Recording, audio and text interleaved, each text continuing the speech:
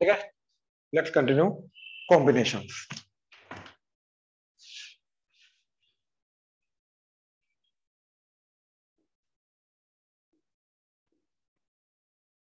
ठीक है,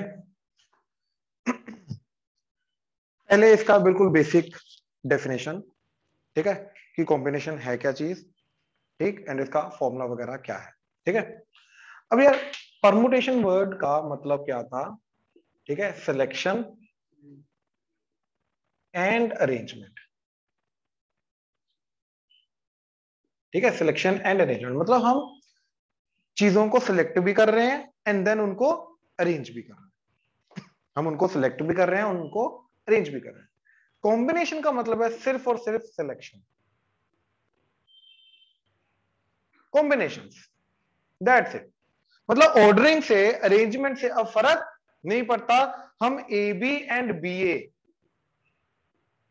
को सेम केस काउंट करेंगे, हमारे लिए दोनों केसेस सेम है। क्योंकि हमने क्या किया, मान लो वो बोल रहा है अब कि ए बी सी, ठीक है, तीन ऑब्जेक्ट्स हैं, तो find the number of ways of selecting two objects, permutating नहीं, selecting two objects.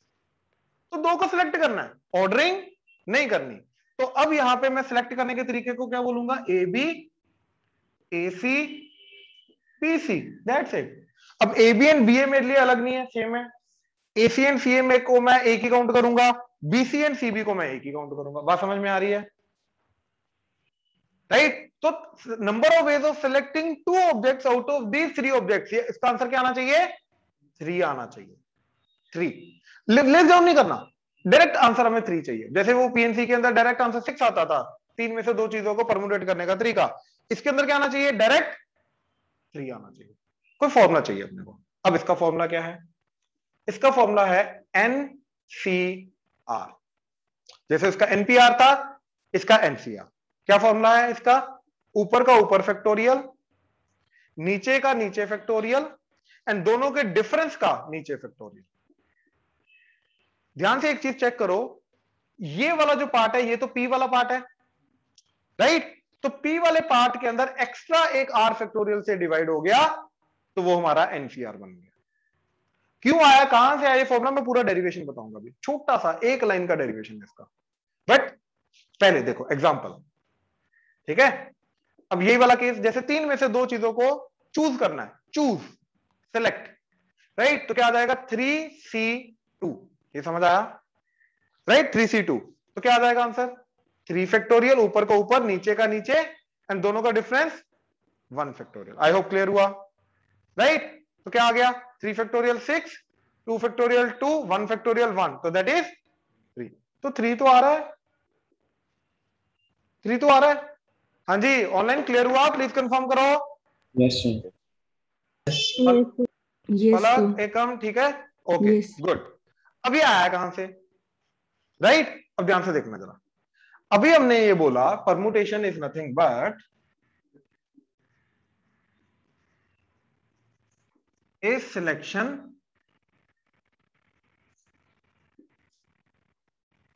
And arrangement, right? अब यार सिलेक्शन का मतलब क्या होता है, कॉम्बिनेशन, यही तो है हमारा कॉम्बिनेशन, सिलेक्ट करना। अरेंजमेंट तो उसके बाद हो रहा है।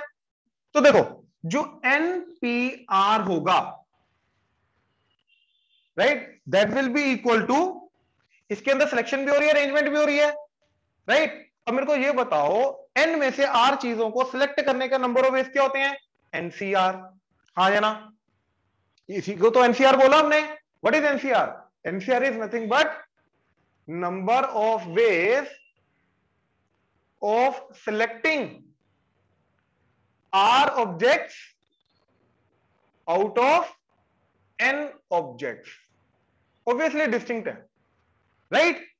तो इसका क्या होगा, एनपीआर, सिलेक्शन एंड अरेंजमेंट, और इसके अंदर सिलेक्शन के नंबर ऑफ वेज क्या आ जाएंगे, एनसीआर।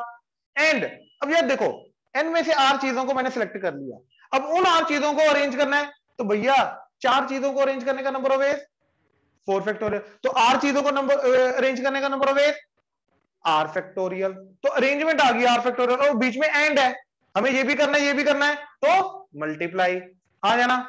तो this is actually the relation between P and C। I hope बहुत सिंपल सा रिलेशन है एक लाइन का। तो हमने क्या किया, अब देखो इसका फॉर्मूला ऑलरेडी डिराइव किया हुआ हमने, that is n factorial by n minus r factorial, that is equal to NCR into r factorial. तो r फैक्टोरियल से हमने क्या किया, डिवाइड कर दिया। तो क्या बन गया मेरा, NCR is equal to n factorial by n minus r factorial and साथ में r फैक्टोरियल। तो दैट इज वाई यहां पे एक एक्स्ट्रा r फैक्टोरियल आता है। आई होप क्लियर हुआ, ऑनलाइन क्लियर हुआ डेरिवेशन इसका? Yes sir. Yes right, note करो, शाबाश। 6 मार्क्स माना चाहिए, जिसको नहीं आता वो उसको बदल लेंगे। ठीक है, नेक्स्ट इज एनसीआर की प्रॉपर्टीज। ठीक है, लिखो प्रॉपर्टीज ऑफ एनसीआर।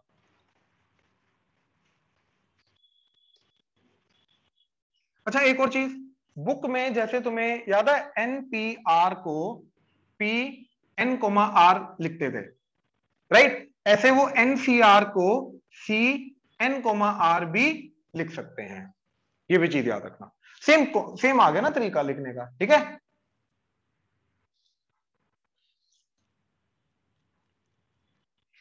ठीक।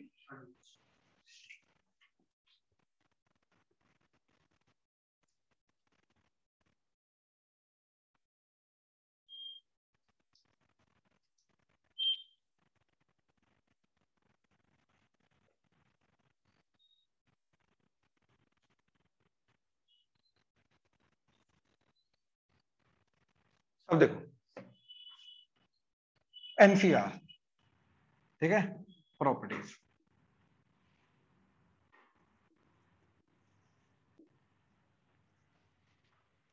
सबसे पहले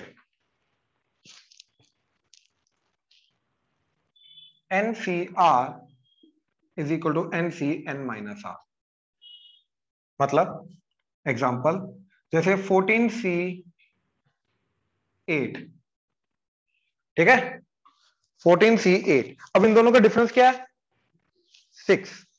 तो यहां पे 6 लिख दो, ये 6 आ गया ना। तो 14C6, ये दोनों के दोनों क्या होंगे, बराबर।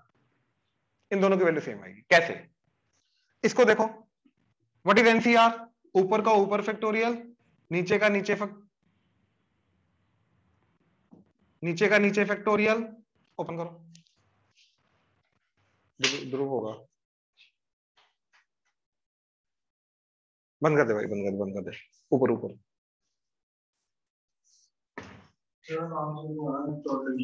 कोई बात नहीं, क्या हो गया, कैसे,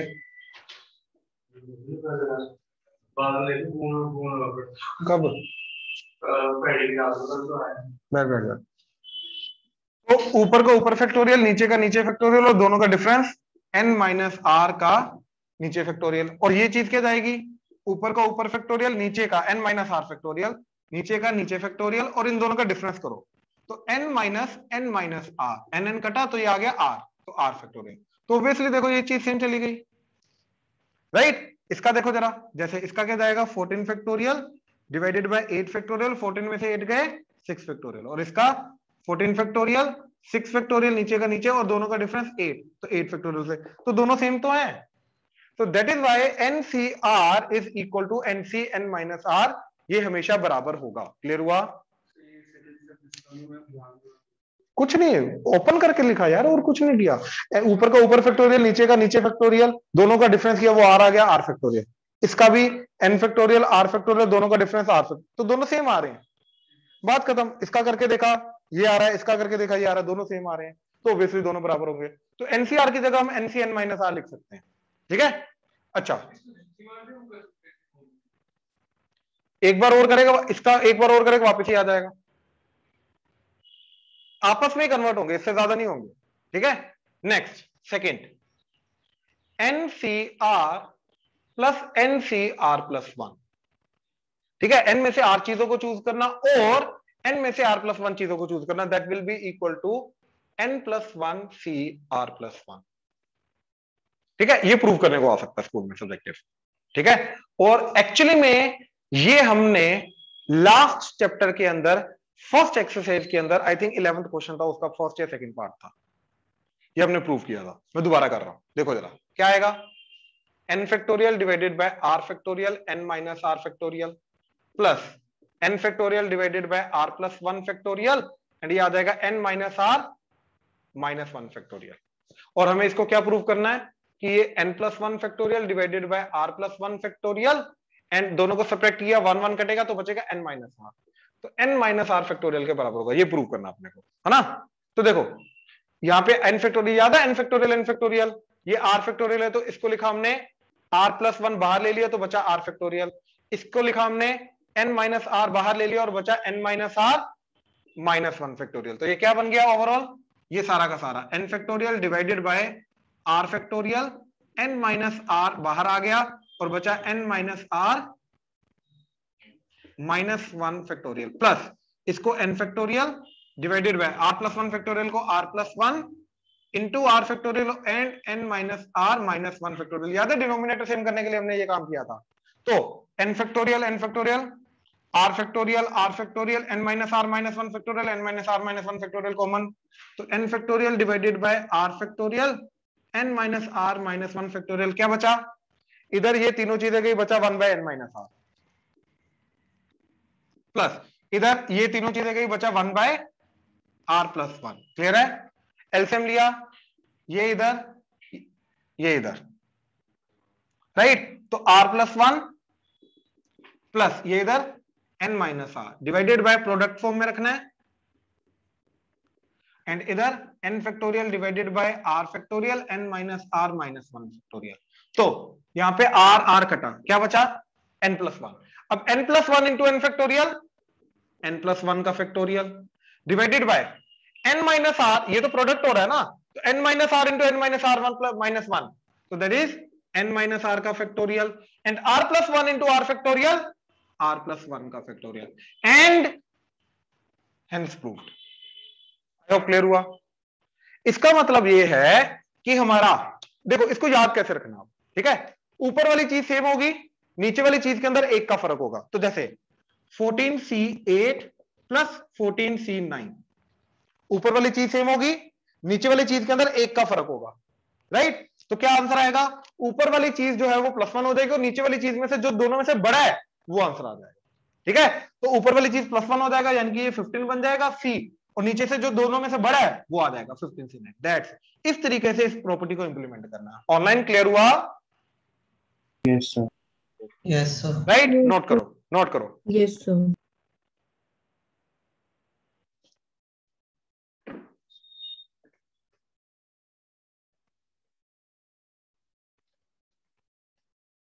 अक्षित क्लियर है?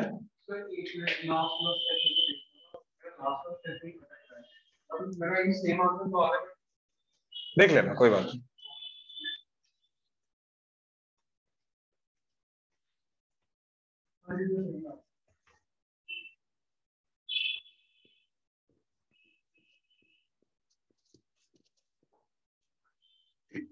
ठीक है, अच्छा आगे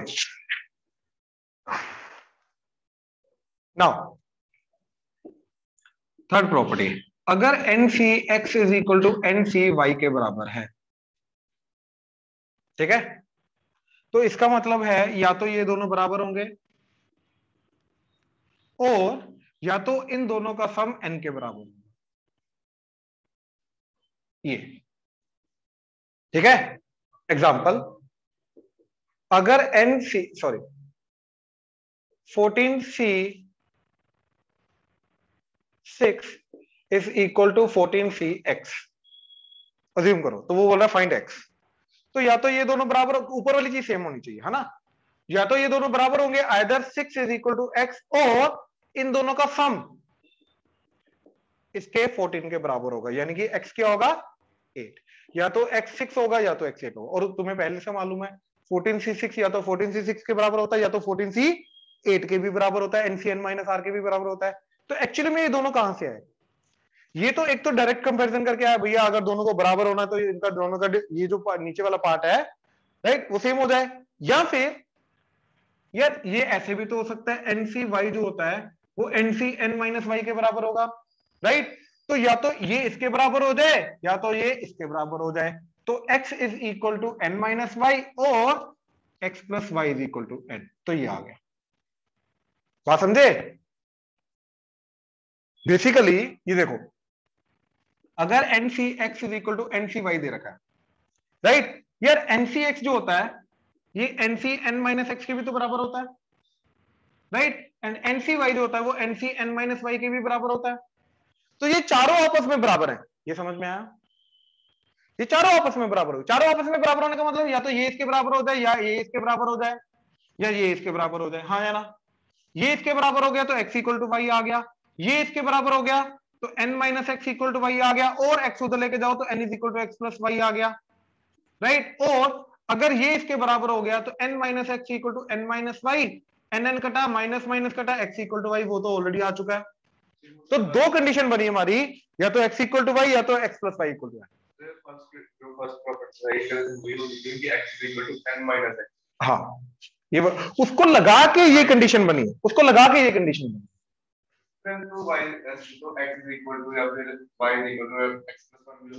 क्या x प्लस वन कैसे? यहाँ पे कैसे हो सकता है? यहाँ पे एडिशन थोड़ी ना हो रहा है, दोनों का ऐड करोगे तो आएगा ना। सेकंड प्रॉपर्टी में एडिशन हो रहा है, दो एडिशन होता है, यहाँ पे एडिशन कहाँ हो रहा है? सेकंड प्रॉपर्टी क्या है? NCR plus n C r plus one, addition हो रहा है ना। यहाँ पे कहां पे एडिशन है? यहाँ पे तो इक्वल टू है, तो सेकंड प्रॉपर्टी नहीं लग सकती, ठीक है ना? ये ऑनलाइन नोट करो थर्ड प्रॉपर्टी, शाबाश।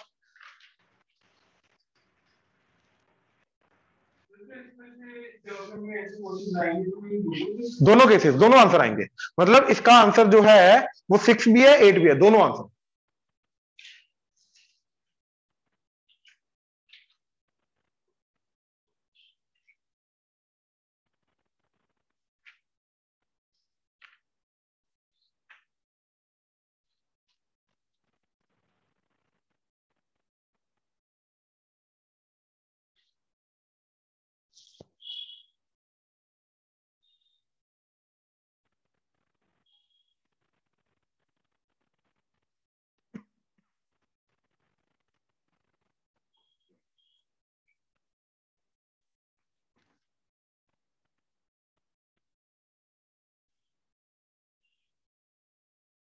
चले,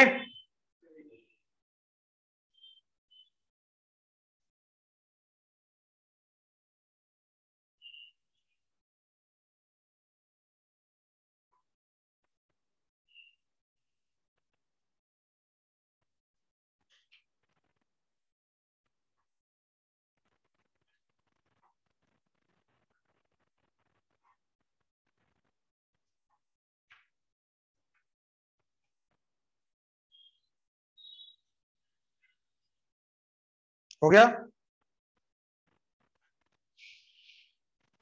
यस ऑनलाइन क्लियर है सबको यहां तक? Yes sir. Yes yes Chitraksh clear है? हटाऊं? बाकी सबने कर लिया? ठीक है, अब आ जाओ सी के क्वेश्चंस पे, जो उसके मीनिंग पे चूजिंग वाले, ठीक है। अब उसके ये प्रॉपर्टीज को यूज करके सी वाले जो क्वेश्चन है उनके बेसिक ज्यादा, जो हमने लास्ट चैप्टर फर्स्ट एक्सरसाइज की थी वैसे टाइप के क्वेश्चन आएंगे सी को यूज करके, ठीक है। तो इन प्रॉपर्टीज को यूज करके करना और कुछ नहीं, ठीक है। ये बिल्कुल लास्ट में जाके मैं थोड़ी सी प्रैक्टिस कराऊंगा, पहले सी के जो बेसिक क्वेश्चन है, जो अपने मेन क्वेश्चन है, राइट, उनको करते हैं, ठीक है। देखो क्वेश्चन लिखो, if there are 12 person in a party, if there are 12 persons in a party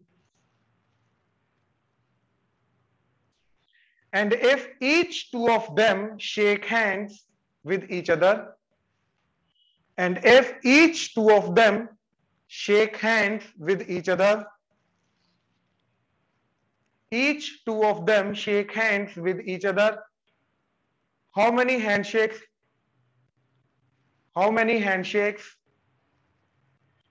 happen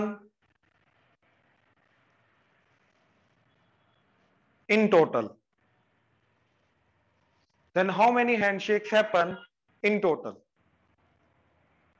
ठीक है, मतलब पार्टी में टोटल 12 लोग हैं और हर एक बंदे ने हर एक दूसरे के साथ हैंडशेक किया एक बार, तो टोटल कितने हैंडशेक्स हुए? ठीक है।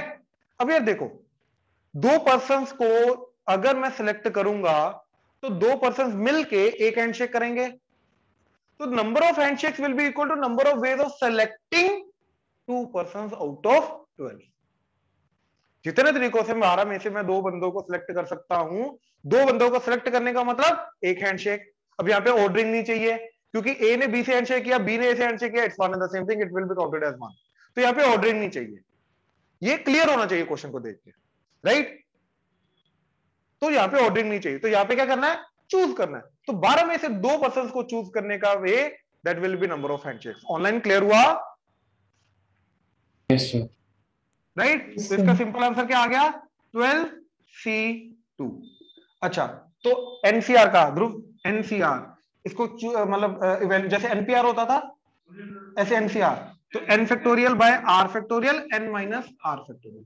तो इसका 12 फैक्टोरियल, नीचे का नीचे फैक्टोरियल, दोनों का डिफरेंस 10, तो नीचे 10 फैक्टोरियल। तो क्या आ गया, 12 फैक्टोरियल को आप कैलकुलेट करने का तरीका देखो इधर, 12 बाहर 11 फैक्टोरियल, 11 बाहर 10 फैक्टोरियल, डिवाइडेड बाय 2 फैक्टोरियल, तो 2 हो गया, and 10 factorial as it is, और 10 फैक्टोरियल कटा 2 कटा 6, तो 66। तो total 66 handshakes happen, right. Factorial को यूज करके इवैल्यूएट करेंगे, याद रखना, उसकी प्रॉपर्टीज को यूज करके, नोट कर लो।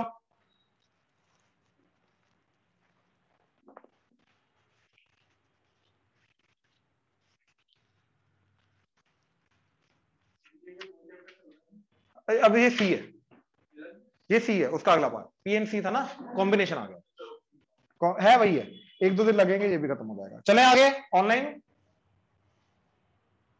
Yes sir. राइट। अगला क्वेश्चन लिखो। A question paper has two parts. A question paper has two parts. A question paper has two parts, part A and part B. Part A and part B, each containing 10 questions. Each containing 10 questions. If a student has to choose, if a student has to choose 8 from part A, if a student has to choose 8 from part A and 5 from part B and 5 from part B, in how many ways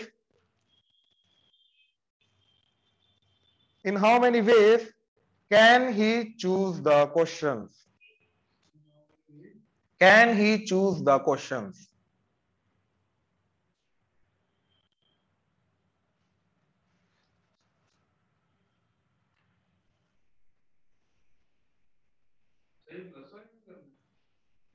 सोचो, पहले सोचो।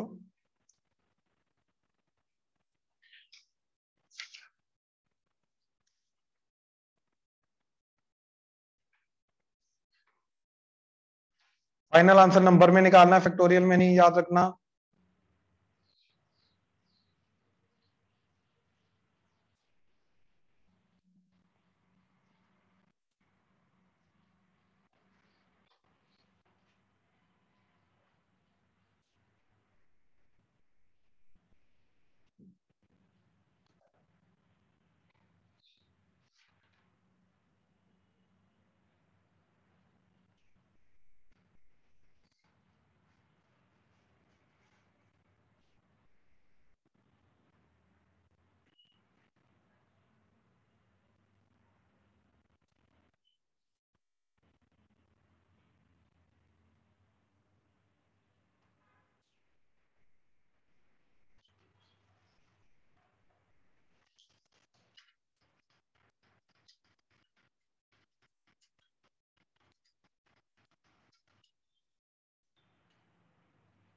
Sir 17010 कितना कितना कितना, दोबारा बोलो।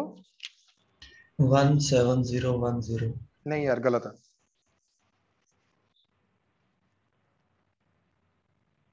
It is a 5-digit number starting with 1. Sir, 11340. बिल्कुल 11340 बिल्कुल सही। साहिल कैलकुलेशन से चेक कर भाई, पहली बार में सही होनी चाहिए।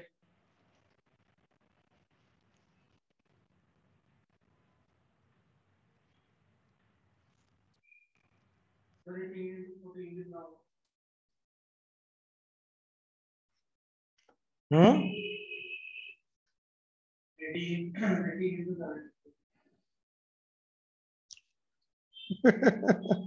कर भाई।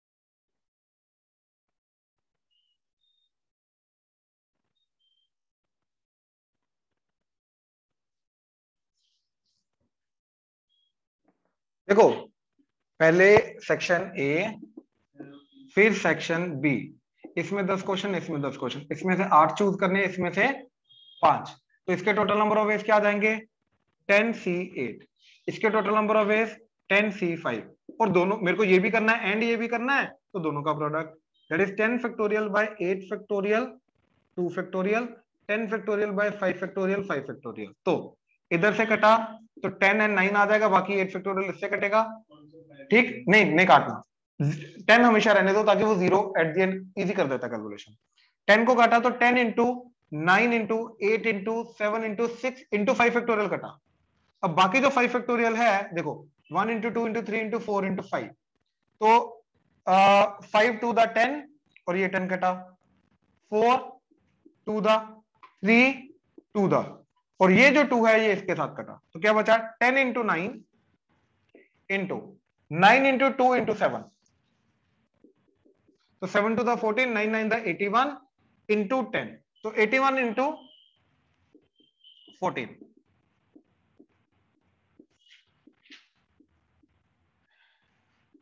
ठीक है 1134, तो total 1134 and 0, that is answer. Clear हुआ, सिंपल सा था,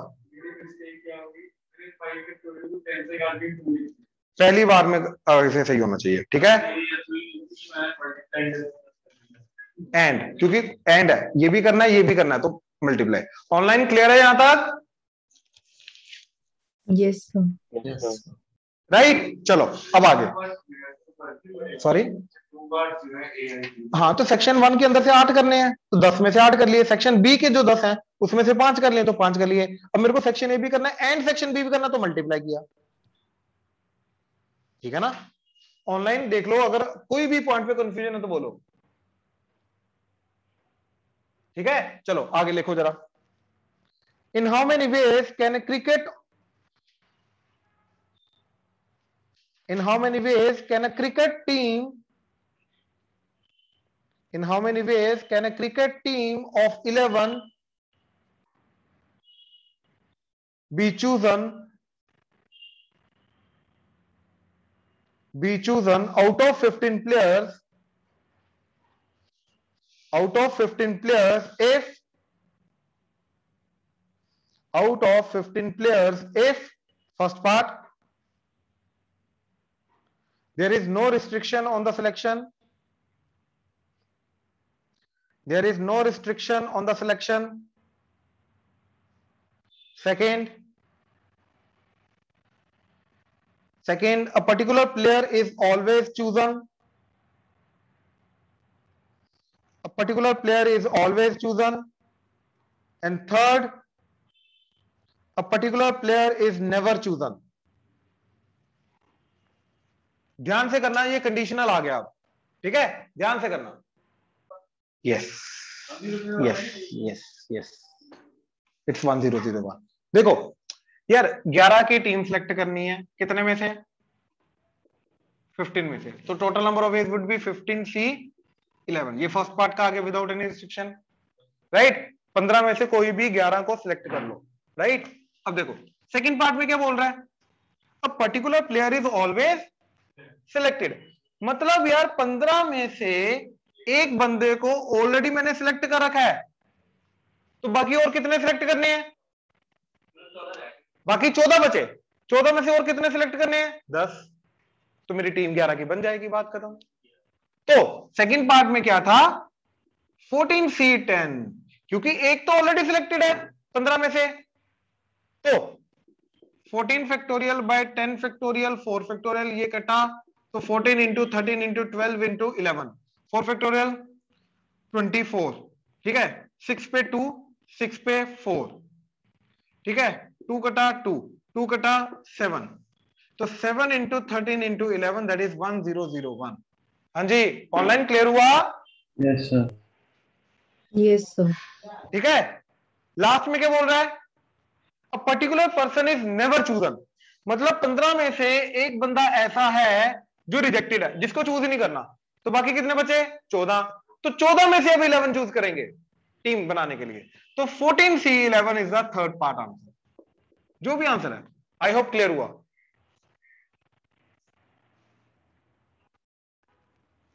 हाँ जी, ऑनलाइन क्लियर है यहां तक?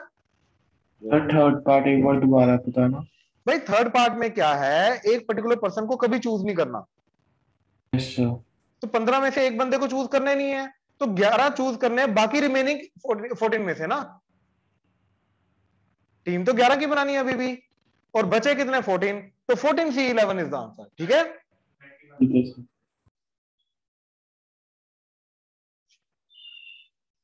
हाँ जी, चलें। राइट, नेक्स्ट क्वेश्चन लिखो। A committee of 12 is to be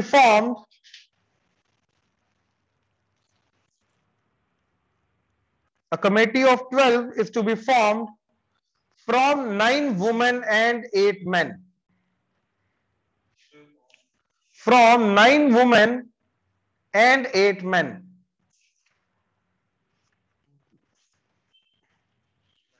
9 women and 8 men. In how many ways this can be done?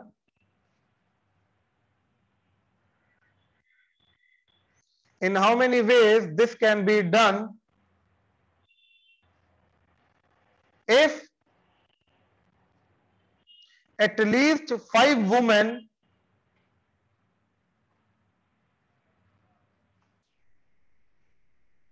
in how many ways this can be done if at least 5 women have to be included in the committee? If at least 5 women have to be included in the committee. If at least 5 women have to be included in the committee. In how many of these committees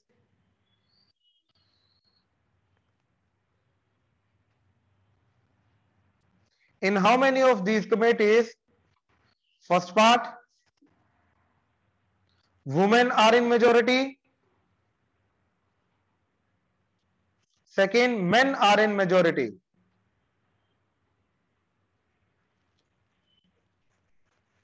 First part, women are in majority. Second part, men are in majority.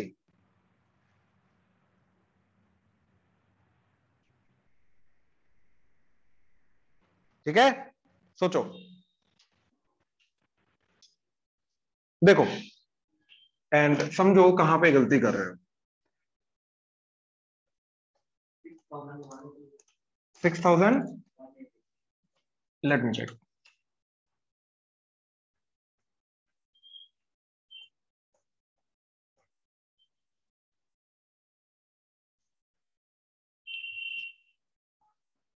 नहीं, 6,062। ठीक है, देखो जरा, 8 women 9 man, यही है कि 9 women है? 9 women, sorry 9 women है, 8 मैन है, एंड इनमें से 12 की कमेटी बनानी है, जिसके अंदर कम से कम एटलीस्ट 5 वुमेन होनी चाहिए। याद करो, मैंने पी में भी तुम्हें बताया था, एटलीस्ट वाले केस को एग्जैक्टली में कन्वर्ट करते हैं, तो एटलीस्ट कम से कम 5 वुमेन होनी चाहिए। तो 12 में से अगर 5 वुमेन है, कम से कम 5 या 5 या 6 या 7 या 8 या ऐसे, तो अगर 5 वुमेन है तो मेन कितने होंगे? टोटल 12 होने चाहिए, 7। और अगर 6 वुमेन है तो मेन कितने होंगे? 6। और अगर 7 वुमेन है तो मेन कितने होंगे? 5। और अगर 8 वुमेन है तो मेन कितने होंगे 6, और अगर 9 वुमेन है तो मेन कितने होंगे, सॉरी ये 4 आएगा एंड इधर आएगा 3, और 9 से ज्यादा वुमेन हो नहीं सकती क्योंकि मैक्सिमम नंबर ऑफ जो वुमेन है वो है ही इतना। तो ये केसेस बनेंगे, case 1, case 2, case 3, case 4, case 5। Now it is either this और दिस और दिस और दिस और दिस। तो इन सबको क्या करना है, ऐड। क्योंकि जो कमेटी बनेगी या तो वो 5 वुमेन और 7 मेन से बनेगी, और 6 वुमेन 6 मेन से बनेगी, और तो इसलिए ऐड करना है। अब ये का मतलब क्या है कि हमें 9 में से 5 वुमेन सिलेक्ट करनी है, तो 9C5। 8 में से 7 मेन सिलेक्ट करने हैं, 8C7। और क्योंकि ये भी करना है एंड ये भी करना है, टोटल तो 12 की बनेगी कमेटी, तो बीच में आएगा मल्टीप्लीकेशन। फिर इसका 9 में से 6 वुमेन तो 9C6, 8 में से 6 मेन तो 8C6, और बीच में मल्टीप्लीकेशन क्योंकि ये भी करना है एंड ये भी करना है। फिर ये सिमिलरली 9C7, 8C5 मल्टीप्लीकेशन, ये 9C8 एंड ये 8C4 एंड ये 9C9 एंड ये 8C3, और तो बीच में प्लस, मतलब इन दोनों का प्रोडक्ट, इन दोनों का प्रोडक्ट, इन दोनों का प्रोडक्ट, इन दोनों का प्रोडक्ट, इन दोनों का प्रोडक्ट एंड बीच में एडिशन। क्लियर हुआ? ऑनलाइन क्लियर हुआ? नेक्स्ट में क्या बोल रहा है, इनमें से कितने केस है जिनके अंदर वुमेन मेजोरिटी में है? तो वुमेन मेजोरिटी में मतलब नंबर ऑफ वुमेन जो वो ज्यादा होनी चाहिए, तो वो आ गया ये वाला केस, ये वाला केस, ये वाला केस। ये 3 केसेस हैं जिनके अंदर वुमेन मेजोरिटी, एंड ये वाला केस जिसके अंदर मेन मेजोरिटी, और ये तो इक्वल होगा। डन।